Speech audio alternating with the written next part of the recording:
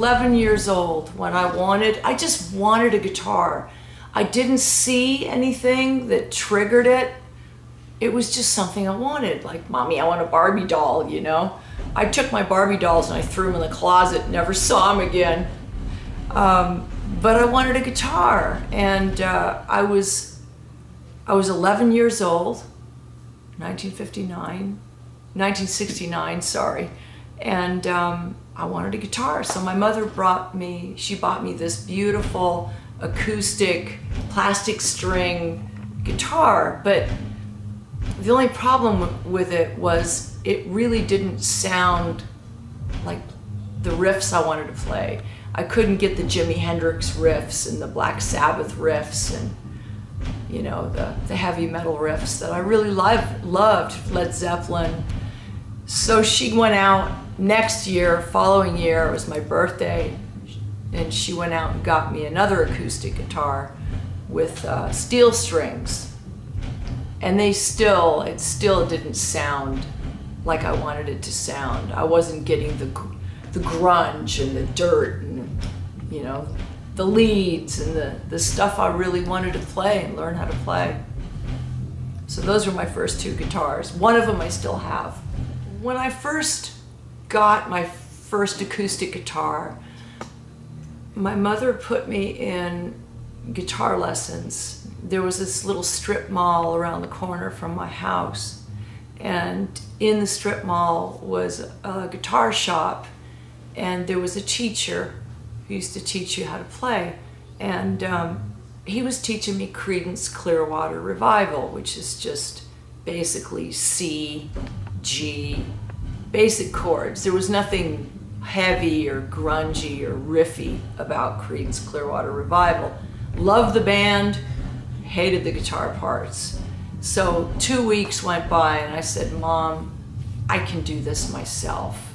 So I ended up teaching myself how to play all my favorite solos, which were Deep Purple. Richie Blackmore was my favorite guitar player. Tony Iommi, my favorite riffs. And of course Led Zeppelin, Whole Lotta Love, because that was all over the radio. So I picked it all up on my own. A couple of guys in the neighborhood would show me a few guitar chords, you know, some vibrato, which now I've developed. Everybody's like, Lita, we really love your vibrato. So it's kind of like handwriting. No two guitar players have the same vibrato. But just learned from anybody and everybody that I could. My first concert was Black Sabbath.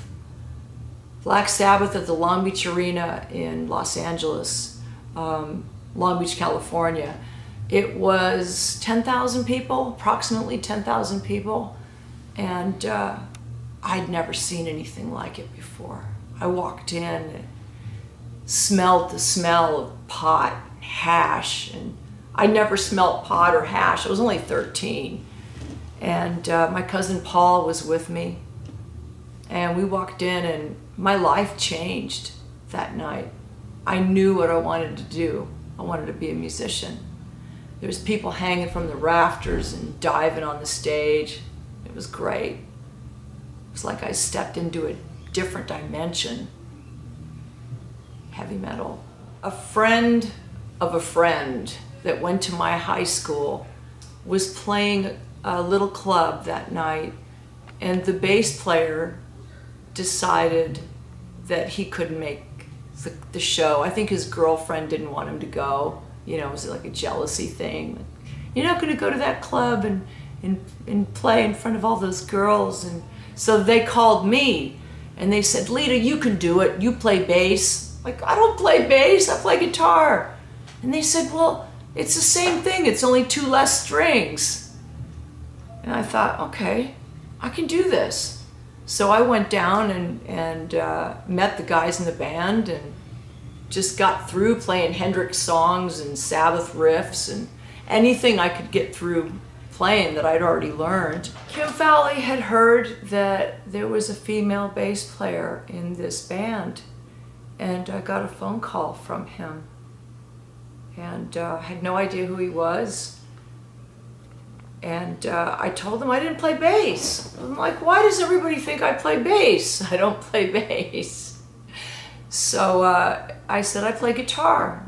Kim Fowley says, well, we need one of them too.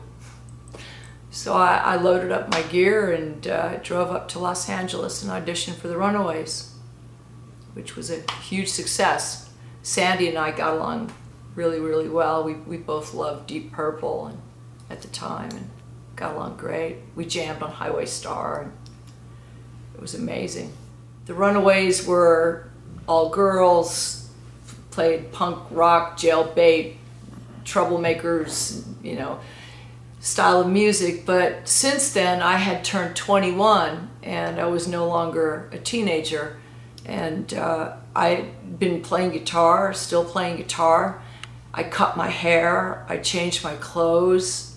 I wanted people to recognize me as a guitar player, and they weren't, because people couldn't wrap their head around the fact that a female was playing guitar.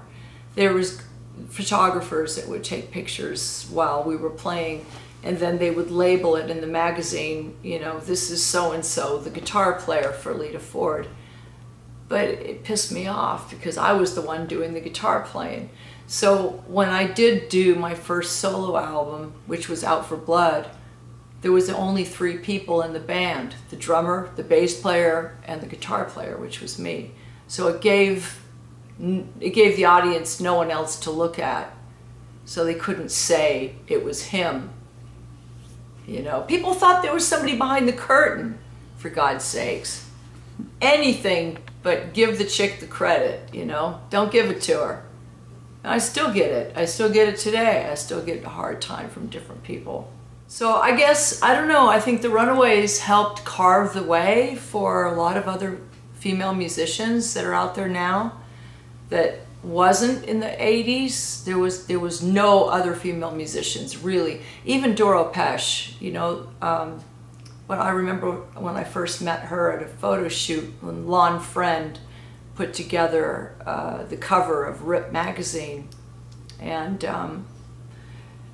it was the first cover with 2 females on it, and it was the largest selling issue of the year.